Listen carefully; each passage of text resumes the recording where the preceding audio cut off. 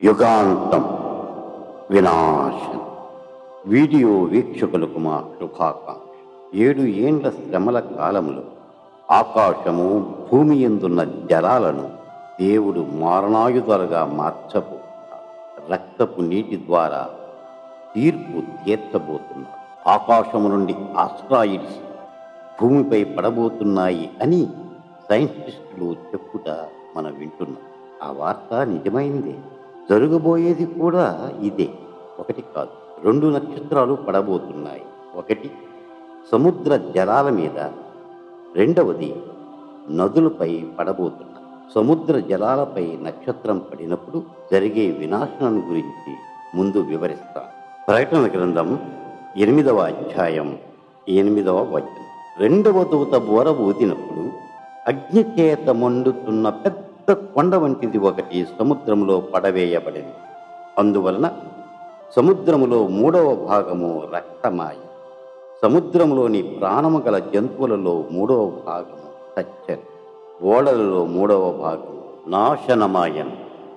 ఒక కొండ వంటి శిల ఆకాశం నుండి సముద్రములో పడబోతుంది అని చెప్పబడింది.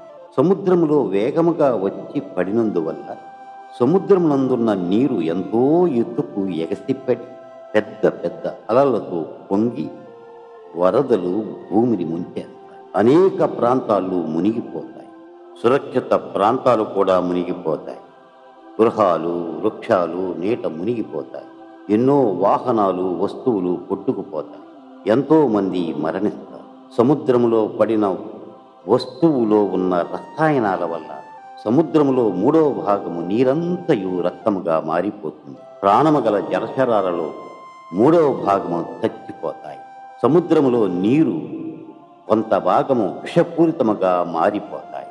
చచ్చిన జంతువులు తీరానికి కొట్టుకు వస్తాయి. కుళ్ళిపోయి కంపు కొడుతూ వాతావరణం అంతా కలుషితం అవుతుంది. తీర ప్రాంత వాసులు ఆ దుర్వాసన వల్ల రోగాల పాలవుతారు. సముద్రం అల్లకల్లోలంగా మారుతుంది. ఓడలు, పడవలు మునిగిపోతాయి. అందులో ఉన్న మానవులు, వ్యాపార సరుకులు సముద్రము పాలవుతాయి. ఇదే విధంగా మరి 2వసారి కూడా సముద్రము రక్తముగా మారుతుంది. ప్రకటన గ్రంథం 16వ అధ్యాయము 3వ వచనం. 2వ దూత తన పాత్రను సముద్రములో కుమ్మరింపగా సముద్రము పీనుగ రక్తము వంటిదాయను. అందువలన సముద్రములో ఉన్న జీవ జంతువులన్నీయూ చచ్చాయి. శాపభరితమైన ఒక పాత్రను దేవదూత సముద్రముపై కుమ్మరించట జరుగుతుంది. మొదటిసారి నక్షత్రము పడుతుంది. 2వసారి శాపము గల పాత్ర కుమ్మరించబడుతుంది. ఈ 2 దెబ్బలకు పీనుగ రక్తము వలె నీరు ఎర్రగా మారిపోతుంది. ఈసారి మొత్తం జలచరాలు అన్నీ చచ్చిపోతాయి. ఆ సమయం ఎంత భయంకరంగా ఉంటుందో ఊహించలేదు. సముద్రమును చూడాలంటేనే భయం పుడుతుంది. సముద్ర ప్రయాణాలు కూడా ఆగిపోతాయి. సముద్ర జలాలు సృష్టించే వినాశనం తర్వాత నదీ జలాలు సృష్టించే వినాశనం మరీ ఘోరంగా ఉంటుంది. తరువాత జరిగే సంఘటన, నదులు, జీవపు ఊటలు త్రాగుటకు పనికి రాకుండా పోతాయి. ముందు జలచరాలను సముద్రం చంపివేసింది కదా. ఇప్పుడైతే నదులు మానవులను నాశనం చేయటానికి నీరంతా విషంగా, రక్తంగా మారిపోతుంది. ప్రకటన గ్రంథం 8వ అధ్యాయం 10వ వచనం 11వ వచనంలో చెప్పినట్లుగా 3వ దూత బోర ఊదినప్పుడు దివిటీవలే మండుతున్న ఒక పెద్ద నక్షత్రము ఆకాశం నుండి రాలి నదుల 3వ భాగము మీదను నీటి బుగ్గల మీదను పడెను. ఆ నక్షత్రమునకు మాచిపత్రి అని పేరు. అందువలన నీళ్లలో 3వ భాగము మాచిపత్రి ఆయను. నీళ్లు చేదైపోయినందున వాటి వలన మనుష్యులలో అనేకులు చచ్చి. ఆకాశము నుండి ఒక నక్షత్రం రాలి నదులు ప్రవహించే ఒక ప్రాంతంలో పడు. ఆ నక్షత్రము భూమిపై పడిన అనంతరము ఏమి జరుగుతుందో మీరే ఆలోచించండి. వేగంగా భూమిని ఢీకొన్నప్పుడు భూమి పీటలు వారి గుంట ఏర్పడు. భూమి భయంకరంగా కంపిస్తుంది. మంటలు పొగలు కమ్ముకుంటాయి. విషపూరిత గాలులు, నదులు నీరంతా విషపూరితమై రక్తంగా మారిపోతాయి. నీటి పాయలు ప్రవహించినంత దూరం ఆ నీరంతా రక్తంగా మారిపోతుంది. భూమి లోపల ఉన్న జలము కలుషితమై రక్తంగా మారిపోతాయి. అవి త్రాగుటకు ఉపయోగముగా ఉండవు. 3 వంతుల నీరు చేదుగా మారిపోతాయి. ఆ నక్షత్రము వల్ల జరిగిన ఈ ఉపద్రవాన్ని బట్టి ఆ నక్షత్రమును మాచిపత్రి అంటే చేదు నక్షత్రమని పిలుస్తారు. ఆ ప్రాంతాలలోని నీరంతా చేదై రక్తముగా మారినందున త్రాగుటకు ఒక చుక్కైనా దొరకక ప్రజలు దాహంతో అల్లాడిపోతారు. ఇతర ప్రాంతాల నుండి నీరు తెచ్చుటకు ప్రయత్నాలు జరుపుతారు.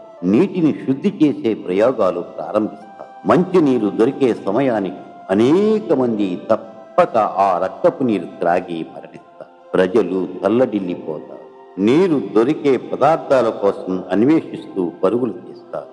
నీరు లేని కారణంగా నీటి ద్వారా జరిగే అన్ని కార్యాలు ఆగిపోతాయి. ఆహారం కూడా చేయరు. ఆకలి ఒక ప్రక్క, దాహం ఒక ప్రక్క, తాగితే మరణం సత్యం.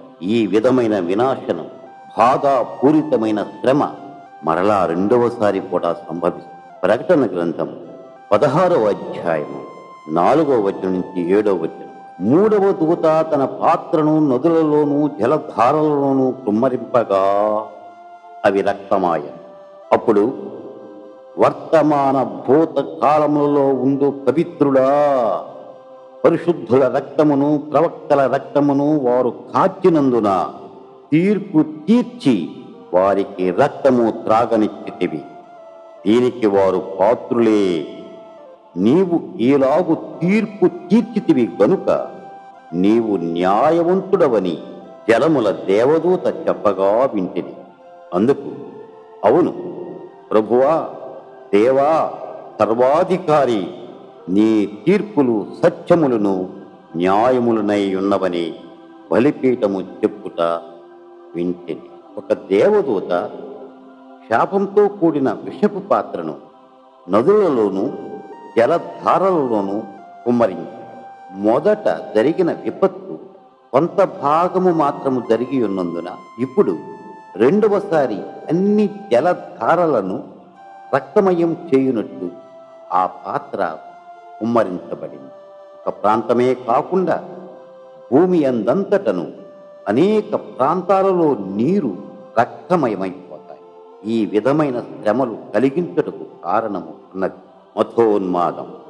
అనేక మంది పరిశుద్ధులను, ప్రవక్తలను, అపోస్తులను, సేవకులను, ప్రభు అయిన క్రీస్తును ప్రేమించే ప్రజలను హింసించి రక్తం కాచి చంపివేసి ఎవరికి అపకారం చేయక ప్రేమ సువార్తను బోధించే వారి పట్ల రాజులు, మత పెద్దలు, క్రూరమైన ప్రజలు ఉచితంగా కక్ష పెంచుకున్నారు. ప్రేమించే వారికి మరణాన్ని రుచి చూపారు. ప్రభువు శిష్యులను రాళ్లతో కొట్టి, రంపాలతో కోసి, వాకులతో పొడిచి, చర్మం ఒలిసి, సిలువ వేసి, కాగే నూనెలో వేసి, చిత్రహింసలు పెట్టి, రక్తం ఒలికించి ప్రాణాలు తీశారు మతోన్మాదులు. ఈనాడు కూడా సువార్తను వ్యాపింపనీయక అడ్డుకోవటానికి అనేక హీనమైన కార్యాలు చేస్తున్నారు.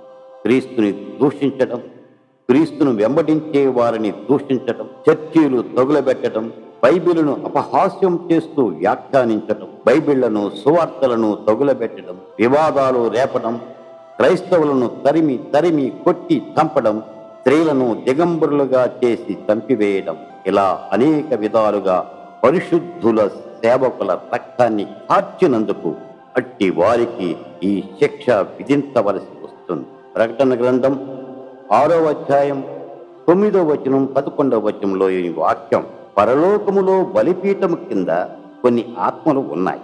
వారంతా ఈ విధంగా చంపబడిన హత్సాక్షులు. వారు ఈ విధంగా కేకలు వేస్తున్నారు, నాథా, సత్యస్వరూపి, మా రక్తాన్ని చిందించిన వారి పట్ల ఇంకా ఎందుకు జాప్యం చేస్తున్నావు? త్వరగా వారిని శిక్షించి మాకు న్యాయము చెయ్యి అంటూ దేవునికి మొరపెట్టు. రేపు రక్తము ద్వారా జరిగే శ్రమలను చూచి దేవదూతలు అంటారు, ఇది న్యాయమే అని. రక్తము త్రాగనిచ్చుట సరి అయినదే అని చెప్పబోతారు. సహోదరులారా, మూర్ఖత్వంతో మతోన్మాదంతో చెలరేగి పరిశుద్ధులను, సేవకులను, నీతిమంతుల రక్తం చిందించిన వారికి దేవుడు ఈలాగు బుద్ధి చెప్పనై ఉన్నాడు. అదే రక్తపు నీటిని వారితో త్రాగించుటకు ఈ వినాశనము రానయ్యున్నది. అనేక చోట్ల నీరు ఎర్రగా మారినాయనే వార్తలు వింటున్నాం కదా. అవి కేవలం రాబోయే ప్రళయాలకు సూచనలు మాత్రమే. జరగవలసిన ప్రళయాలు దగ్గరలోనే ఉన్నాయి. కనుక సహోదరులారా, బైబిల్ చెప్పే సత్యాలను గ్రహించండి. ఇంతటితో 2-3 బోరల వలన, 2-3 పాత్రల వలన కలుగు తీర్పులు పూర్తి అయ్యాయి. తరువాత వీడియోలో మిడుతలు, విషవాయువులు, వాటిని పూర్తి తెలుసుకుందాం. దేవుడు మిమ్మును దీవించునుగాక. ఆమేన్.